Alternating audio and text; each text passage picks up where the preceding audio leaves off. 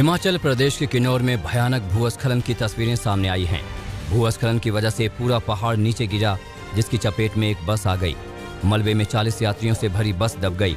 मलबे में अभी भी कई लोगों के दबे होने की आशंका है, जबकि सुरक्षाकर्मी अभी भी रेस्क्यू ऑपरेशन में जुटे हुए हैं।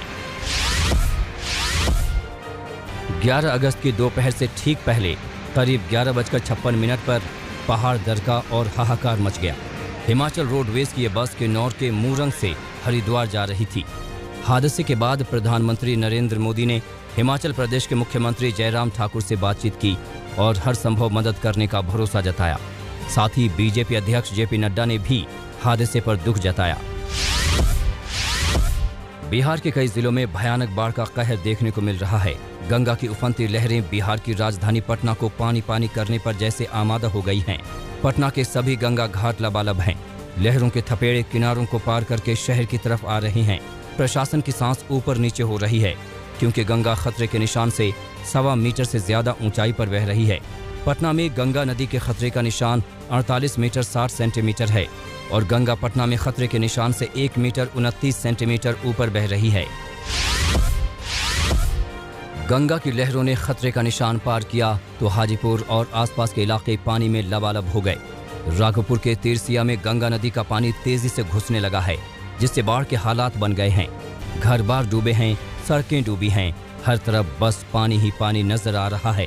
प्रशासन ने इलाके में बाढ़ का अलर्ट जारी किया है। उधर छपरा में सरयू नदी का पानी लगातार बढ़ रहा है। घर बार डूबे हैं तो फसलें भी डूब गई हैं। लोग घरों से पलायन करने के लिए मजबूर हो रहे हैं। उत्तर प्रदेश के कई जिलों में बेहिसाब बरसात ने बाढ़ जैसा मंजर बना दिया है। तस्वीरें प्रयागराज की हैं। देखिए कैसे इलाकों में पानी भरा हुआ है। 2-2 फीट पानी में लोग आने जाने के लिए मजबूर हैं। दारागंज और सलोरी का इलाका तो तलैया बन गया है। लगातार हो रही बरसात ने पूरे इलाके को सैलाब में तब्दील कर दिया है।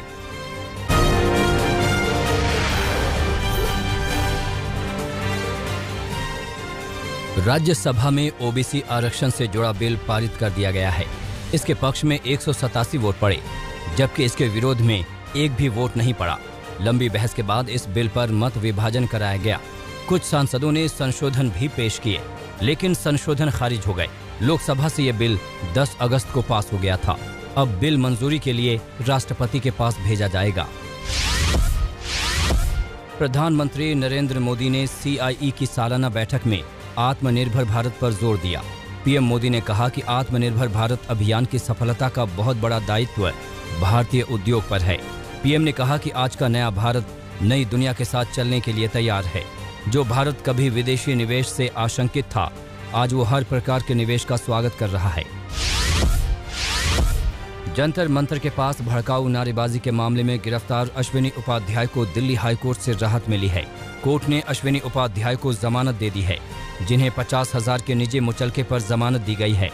जंतर मंतर पर 8 अगस्त को एक प्रदर्शन के दौरान लगे भड़काऊ नारों को लेकर 2 दिन पहले अश्विनी की गिरफ्तारी हुई थी। Delhi board of school education के साथ इंटरनेशनल शिक्षा बोर्ड का समझौता हुआ है। इस करार के बाद अब विदेशों से एक्सपर्ट्स दिल्ली के सरकारी स्कूलों में आएंगे और ट्रेनिंग देंगे। इससे छात्र छात्राओं को अंतर्राष्ट्रीय स्तर की शिक्षा मिल सकेगी, जिसमें अमेरिका, जापान, साउथ कोरिया जैसे देश शामिल हैं।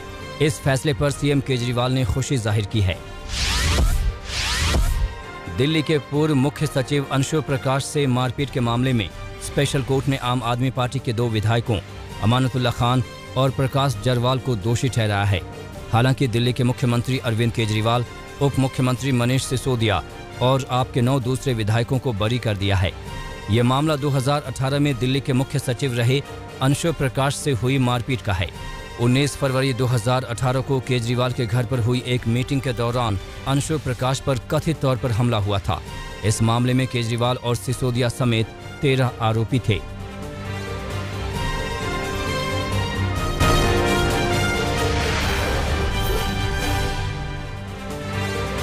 यूपी सरकार ने बड़ा फैसला लेते हुए अब सिर्फ रविवार तक ही कोरोना कर्फ्यू को सीमित रखा है। अब हफ्ते में सिर्फ एक ही दिन कोरोना कर्फ्यू रहेगा, यानी शनिवार को अब कर्फ्यू नहीं रहेगा। इससे पहले यूपी में शनिवार और रविवार को 2 दिन कर्फ्यू रहता था। सरकार ने कोरोना के घटते केस के बाद ये फैसला किया है, जिसमें अब शनिवार को दुकानें और बाकी काम किए जा सकते हैं। कोरोना महामारी की वजह से बंद चल रहे उड़ीसा के जगन्नाथपुरी मंदिर को श्रद्धालुओं के लिए फिर से खोला जा रहा है। 16 अगस्त से मंदिर में दर्शन शुरू हो जाएगा। हालांकि 12 और 13 अगस्त को सेवकों के परिवार के सदस्यों को भगवान के दर्शन की अनुमति होगी। हालांकि मंदिर में दर्शन के लिए वैक्सीनेशन सर्टिफिकेट और RT-PCR नेगेटिव रिपोर्ट की जरूरत पड़ेगी। इन दोनों की गैर मौजूदगी में मंदिर के अंदर एंट्री नहीं मिलेगी। जगन्नाथ मंदिर प्रशासन ने लोगों के लिए SOP जारी की। आंध्र सरकार ने केंद्र को बताया कि राज्य में कुछ कोरोना मरीजों की मौत ऑक्सीजन की कमी से हुई। राज्य सरकार ने कहा कि कुछ कोरोना संक्रमित वेंटिलेटर सपोर्ट पर थे और इस दौरान ऑक्सीजन का प्रेशर कम होने के चलते उनकी जान चली गई। इससे पहले राज्य सरकार ने संसद में जानकारी दी थी कि पूरे देश में एक भी मौत ऑक्सीजन की कमी के चलते नहीं हुई। हाल ही में केंद्र ने राज्यों से कोरोना की दूसरी लहर से जुड़ा डेटा मांगा था, जिसके बाद सरकार की ओर से ये जानकारी साझा की गई। उपभोक्ता अदालतों में खाली पड़े पदों पर लंबित नियुक्तियों को पूरा करने को लेकर सुप्रीम कोर्ट ने नाराजगी जताई है। कोर्ट ने केंद्र और राज्य सरकारों को इस मामले में लापरवाही बरतने पर फटकार भी लगाई। अदालत ने राष्ट्रीय आयोग में नियुक्तियों के लिए केंद्र को और समय देने से साफ इनकार कर दिया। कोर्ट ने सभी राज्यों और केंद्र शासित प्रदेशों को जिला और राज्य आयोगों में सालों से खाली पड़े पदों पर 8 हफ्ते में नियुक्तियां करने का आदेश दिया। कोर्ट ने चेतावनी दी है कि अगर आदेशों का पालन नहीं हुआ तो वो चीफ सेक्रेटरी को अदालत में बुलाने के लिए मजबूर होगा।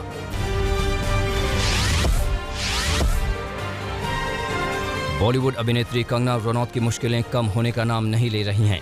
कंगना रनौत के खिलाफ देशद्रोह और भड़काऊ ट्वीट करने के मामले में बॉम्बे हाई कोर्ट में सुनवाई हुई, जिसके बाद इस मामले की सुनवाई 13 सितंबर तक के लिए टाल दी गई है। कंगना रनौत के खिलाफ मुंबई के बांद्रा पुलिस स्टेशन में देशद्रोह का मामला दर्ज हुआ था। इस मामले को रद्द करने के लिए कंगना ने बॉम्बे हाई कोर्ट में याचिका दायर की थी।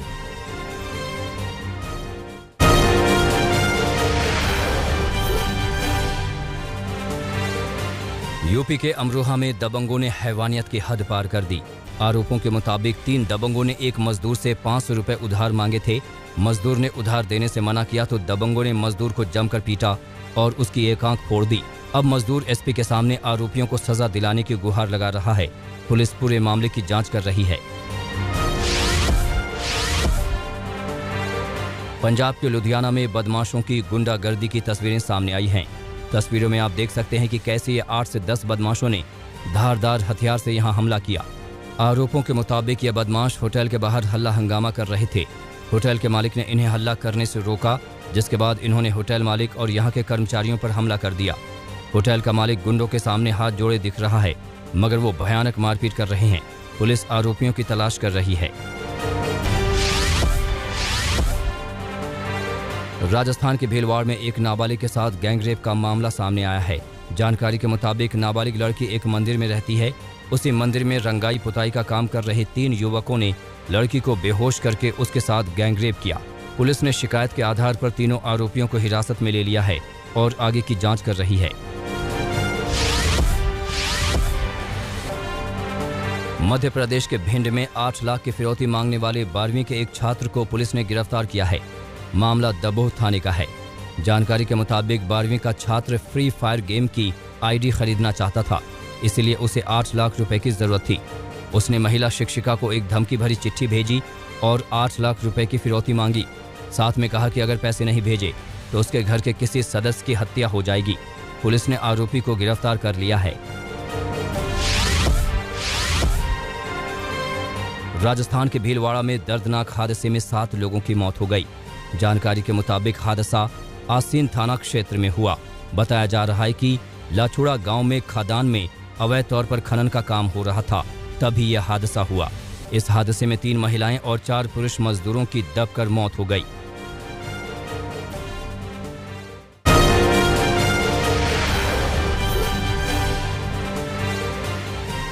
अमेरिका के दक्षिणी पूर्वी एरिजोना में दिल दहला देने वाला नजारा दिखा। अचानक आई बाढ़ में कार में सवार 3 लोग फंस गए। खासी मशक्कत के बाद फायर ब्रिगेड के कर्मचारियों ने कार में सवार सभी लोगों का रेस्क्यू किया। जंगलों में लगी आग अफ्रीका के अल्जीरिया पहुंच गई है। आग के चलते 42 लोगों की अब तक मौत हो चुकी है। मरने वालों में 25 अल्जीरियाई सैनिकों के साथ 17 आम लोग शामिल हैं। आम लोगों को बचाने के दौरान कई अल्जीरियाई सैनिकों की जान चली गई। अफगान सुरक्षा बलों के हमले में 25 तालिबानी आतंकवादियों की मौत हो गई है। कंधार प्रांत की राजधानी में यह हमला किया गया। अफगान सुरक्षा बलों ने हमले के बाद की तस्वीरों को फेसबुक पर डालकर दुनिया से साझा किया।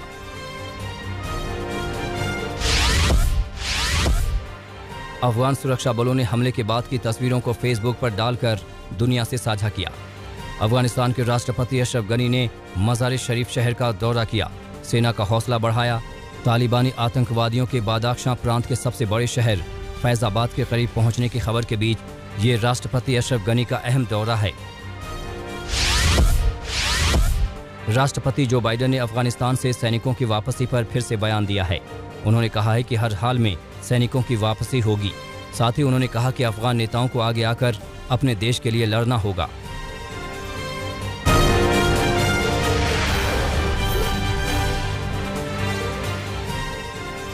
अमेरिकी खुफिया एजेंसी CIA के निदेशक ने तेल अवीव में इजरायली प्रधानमंत्री से मुलाकात की। इजरायली खुफिया एजेंसी मोसाद के निदेशक भी इस मीटिंग में मौजूद रहे। ईरान के मुद्दे पर बातचीत हुई। जर्मन सुरक्षा बलों ने ब्रिटिश दूतावास में काम कर रहे एक कर्मचारी को जासूसी के आरोप में गिरफ्तार किया। जर्मनी के रहने वाले इस कर्मचारी पर रूस के लिए जासूसी करने का आरोप है।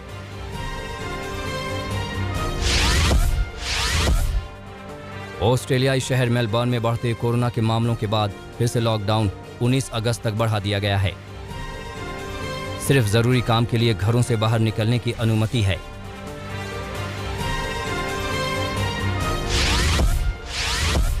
कनाडा की सरकार ने भारत से सीधे कनाडा आने वाले यात्रियों पर लगी रोक की समय सीमा बढ़ा दी है। इस साल के सितंबर महीने तक प्रतिबंध बढ़ाया गया है। भारत में बढ़ते कोरोना के मामलों के बाद अप्रैल महीने से ही कनाडा की सरकार ने यह प्रतिबंध लगाया है।